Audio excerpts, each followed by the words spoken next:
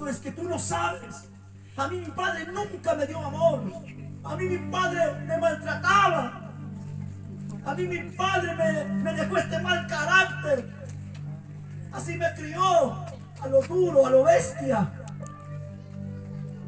Y por eso, como yo nunca recibí amor de padre, ¿cómo puedo dar amor a mis hijos si yo nunca recibí amor de padre? Por eso Dios nos da amor, para que el amor que tú no recibiste de tu padre, Dios te lo da para que tú des ese amor a tus hijos. Que aunque tu padre no te haya amado, pero ahora Dios te ama. Y con ese amor vas a amar a tus hijos, vas a amar a tu familia, vas a amar a tu esposa, vas a amar a la gente, vas a amar a todo mundo, vas a amar a tus enemigos, vas a amar a aquel que te hizo daño, vas a bendecir a los que te maldijeron.